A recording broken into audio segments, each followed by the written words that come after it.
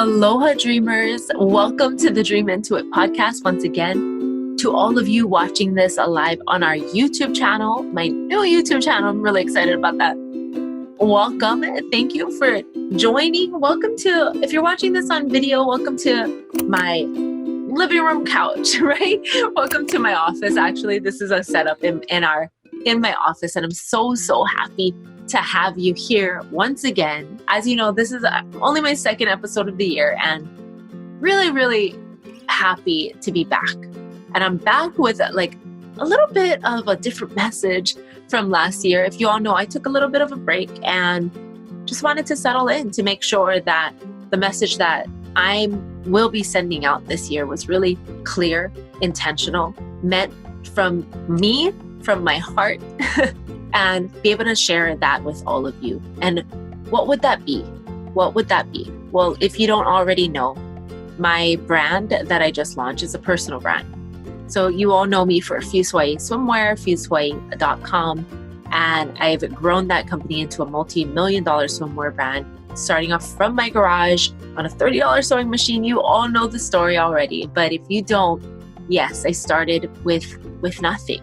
Honestly, when I first started that brand, I was making handbags out of recycled trash bags. That's how Fuse Hawaii started. That's why the name Fuse began. I was melting trash bags and upcycling things into luxury boutique style art, I would say at that time. I picked the name Fused Hawaii at that time too, because I knew, I didn't know what I was creating 10 years ago, 11 years ago now, but I knew myself. I knew enough of myself to know that I would never stop. I would never stop creating. At that time, when people would ask me what I would do, what I did for a living, I'd be like, I make cool stuff. I make cool stuff. That was my slogan. And honestly, it's never stopped. I still make cool stuff. This is all super cool to me.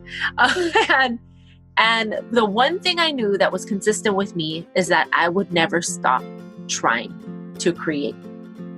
And so the brand Fused came because I needed a name to fuse all my different artistic concepts into something that could continue. So at that time, I made handbags. Before I made swimwear, I learned how to screen print shirts in my garage. Everything happened in my garage. I was tie-dyeing a clothing line at one time. All sorts of things happened 10 years ago, 11 years ago, when this brand was dreamed up until what it is now, a multi-million-dollar online swimwear brand. So I'm really proud of that, really excited. But again, I just launched my new line, Roxelle, because within the Fuse, I don't know what walls, I couldn't be all aspects of myself, right? When I started that brand, it was my story at the time. It was that younger girl, that younger version of me that was a little bit afraid, right? A little bit afraid to step into her potential, to take the risk, to be successful. It's funny, we think we're afraid of failing. We're really not. We're afraid of shining. We're afraid of succeeding. Because then who are we, right? Who are we? We know the version of ourselves that failed, right? We know how to fall, get back up, fall, get back up. It's a comfort zone. I was in this habit where I would get up a little, right? I would succeed a little. Maybe my business would make a little money. Perhaps I would start doing good habits and practicing good habits in my life that I was proud of. Once I felt a little bit proud of myself, guess what I would do? Sabotage my success. And it makes no sense. So when people tell you what you're doing, when people are like, why are you doing that? That's insane. You laugh and you're like, I'm not doing that. I have no idea what you're talking about. I play dumb. I did playing dumb for so many years. And that's all it is playing dumb. But the only person I was fooling was myself, right? Nobody else it's not affecting anybody but me. And so I started seeing that, and it was really frustrating. I would work, I'd know how to get here again, and then I would do this. Whether it be dismantling my team when we would hit certain profit goals in our business, right? whether it be starting a fight with my husband, my kids, my mom, my whoever, my friends, when I would become happy in my life, when I would feel a sense of happiness in my life, I would go and ruin it. And I don't know, you know a little bit about my story, but that's all I knew, right? That's all I knew growing up is like, wasn't allowed, right, to experience more happiness than I already had in my past. So that story of me when I started the Fuse Hawaii brand was breaking through that mold, breaking through that story. Because I don't know if you've known this, but stories have an author. And the narrative can be changed by the author. So you are always in control of your story. You are the author of your life. How freaking cool is that? Like, really, how cool is that? So once I realized that, I'm like mind blown, right? I'm like, oh my God, I can rewrite my story. I have options. It sounds so simple, but it really, when we're not aware of it, we do some dumb things. I'm not gonna lie. I did so many dumb things. I still am trying to break through really deep wounds and really deep, I call it trauma in my life that I don't want to be controlled by. I don't want to be run by my past. I don't want to be run by the story of my parents, the story of my culture, right? I don't want to be those things. Growing up in low-income housing, in Section 8 housing, going to public school, being taught what I was taught as a woman in business, believe me, there are so many stories that I believed along the way, and slowly you learn that you have options. You learn that those stories are not true. I learned for myself that, a woman in business is possible. Like, to build the brand that I did, I found out that only 2% of female entrepreneurs ever make it to $1 million in revenue. When I heard that statistic, I don't even know numbers that well. I don't look at data. And when I heard that, I was like, I have to sit with it for a little while. I'm like, wait a minute. You mean like little old me? My brain is like little old me, girl from Hawaii. I still am. Sometimes I go back. I'm still the little girl growing up in Waikoloa in my Section 8 housing, all of that. Little old me is part of that 2%. That's insane. And it was uncomfortable to own that. And guess what I did? I kind of hid it. I didn't want anybody to know. I didn't want anybody to know how well I was doing. I didn't want anybody to know that all my hard work actually paid off. I didn't want anybody to know that I was succeeding. How does that sound? It sounds crazy. And I'm saying this out loud, not to boast on anything of mine, but I'm saying this and I'm really uncomfortable saying this because I'm choosing this year to step into my power, to step into my light, whatever that means for you, right? For me, I know I have the ability to change people's lives. To change people's life. I thought in the past when I started my brand Fuse Hawaii that it was by sharing my story to inspire others to share theirs. And guess what? It did. It spread like a wildfire. You can see that in our community of over 80,000 women strong at Empowered by Fuse Hawaii on Facebook, right? And that whole group started by me saying, I can share my story so that it can inspire others to share theirs, okay? So now with my new brand, Roxelle, the whole mission of that is for me to all these things about that I was hiding, right? I was playing small for so many years. And I know as women, you can relate if you really, really want to, we're playing small. We play small. We were taught to play small. We were taught to talk softly. Don't ask questions. Just fit in. Don't be too loud. Don't be too anything. Don't be too sexy. Don't be too whatever. Fill in the blanks. I've heard it so many times, right? And as I was succeeding, right? In my business, as I was breaking the mold and I was seeing that it worked, being a little bit too whatever, extra,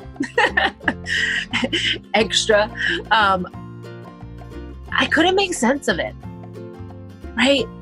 Because I was told that I was too, and I've been called all the names in the book. But I was like, it's working though. So I just kept it on the down low. We don't talk about it because it's too, it's too much. My bikinis at the time, they were too sexy. I was a mom.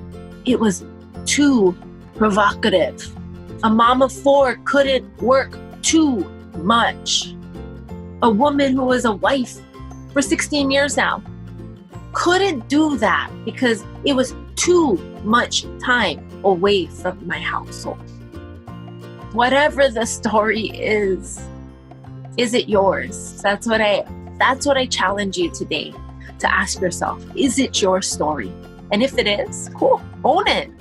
Own it. Love it. Be it. If it is your story. If it's not, don't throw it away. Observe it. Put it to the side for a little bit. Try something new. Experience if it is truly your story. It might be. There are some things I didn't think was my story, and then I threw it out the window, right? I was raised, you don't know this about me. I don't talk about it too much, but I will be this coming year. Like I said, I'm starting to stand in my light, my power, so many things, my truth. And I was raised in a religion, right? And like many of us, no matter what religion that is. And, I was taught certain ways. And let me tell you something. Being raised that way, in that religion, when I left, a few years ago, like 5 years ago or so, when I decided to leave and take a break from that lifestyle and that ways of teaching, I just set it on the side, right? I was angry. Not gonna lie, I was angry. I had to separate from that anger. That anger was not doing me well. And what was I angry about? I thought at the time I was angry because,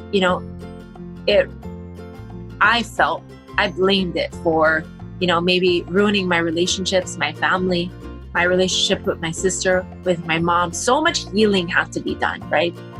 But now that I'm here and I can see love in so many things, even in anger, I can find love nowadays. And I got to this place now and it feels amazing. So if you're in this place in your life, right? And I know many of you grew up with religion and all of that. And I have to say, I'm so, so grateful. And I'm so thankful for the decisions my mom made when she did, to teach us the Bible, to teach us about God, to teach us morals. And believe me, my mom was searching, right? In the dark. She didn't have the tools. My mom, she grew up I was raised, we went through alcoholism. She was an addict. I'm not gonna lie. And so there are times in my life now, I'm so thankful that she searched, and she found her way, and she found her path. And it took just that. And it took those choices to raise us the way that she did to become the person I am today. So as I was separating from my religious beliefs at that time, and just putting them to the side, just questioning things, right? I've learned in this process that I'm still a good person, right? I'm still the same me. It's funny because I watched my sister leave religion when I was about 14 years old.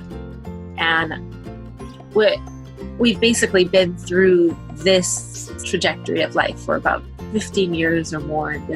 And still, till this day, we're working through it. We're working through our trauma and our healing and all of that. And what I love about it now is that she and I can come together and we can talk about it. And we can be like, hey, this was my experience and this is how I feel about it now. This is how I felt about it then. This is where I think it's going. And then I can be like, well, this is how I feel and this is what I think and this is what I believe. And I love it because we don't always have to agree, right? And I can see these different perspectives and I can see a different outlook on life. And I can be like, that's interesting. Let me observe that for a little while. Let's see what I think about that. That's cool. Let's get back to this conversation a month from now and let's catch up and see how it went. How did it go for you? And that's how I've been learning. Really, really, it's just observing, not reacting to things. Like in the past, I was so reactive, right? I would get upset when I get triggered or somebody would say something that I thought was wrong in that moment.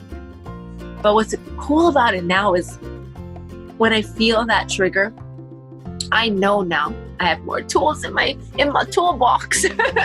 But I know now that those triggers, anytime we feel an emotion in our bodies, that's our alarm system. We're made with an alarm system. How cool is that? We were created with this alarm system in us that says, hey, red light. You feel that anger right there? Notice it. I'm here. Figure out why that is, right? If you're feeling sad, I used to go through bouts of depression. I didn't get it until one day I started realizing it, being aware of it, feeling it rather than distracting myself out of it because I don't want to feel it, because I don't want to be accountable for being depressed, because I don't want to see that version of me, right? Guess what? It was being able to look at every aspect of myself and who I was to be able to appreciate and love those versions of me because they weren't going away. They're who I am. It's parts of me. As much as I want to stand in my light and shine brightly, I have to own my shadows, my darkness.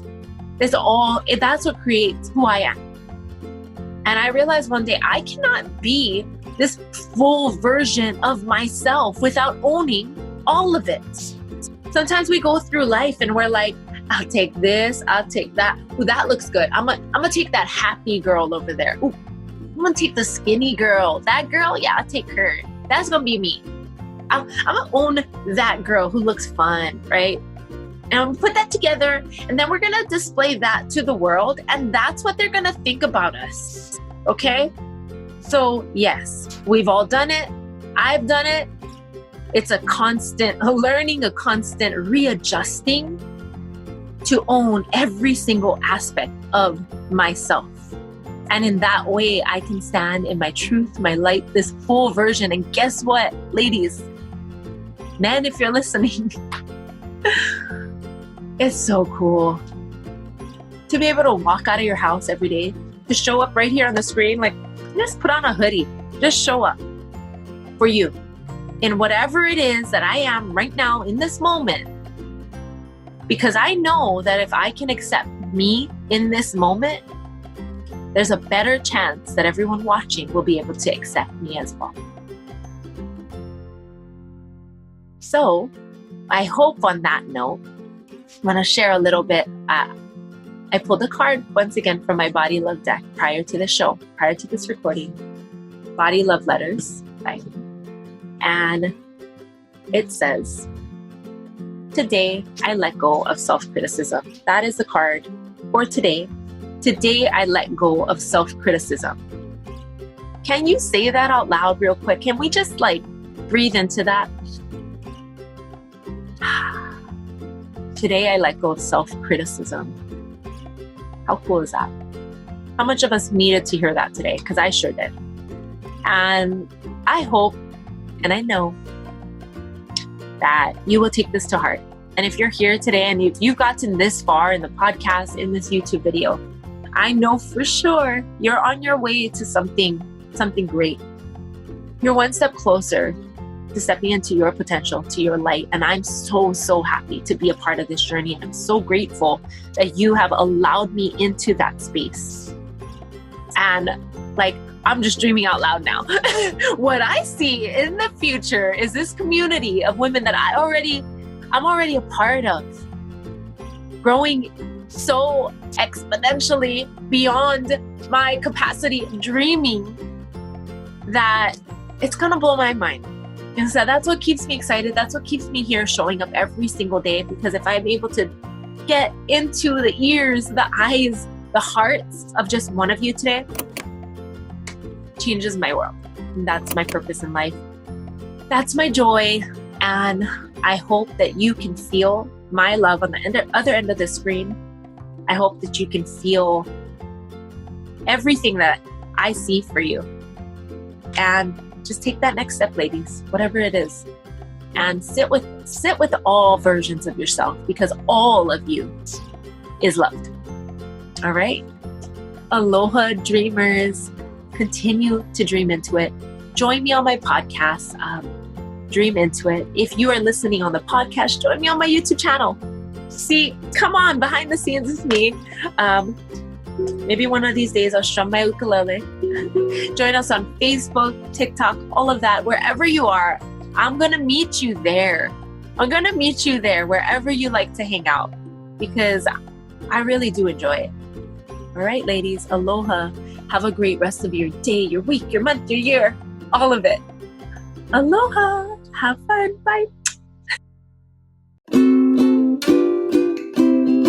Mahalo for tuning in. I hope you enjoyed that episode. Keep on dreaming into it, dreamers. The possibilities are infinite. If you love the show, share it with a friend and subscribe. I'll catch you in the next episode. Feel free to dive into our show notes at www.fusehawaii.com. And you can also follow me on my personal Instagram at Roxelle Cho. I'd love to hear from you. Comment on my recent posts. What did you learn? Tell me your takeaways.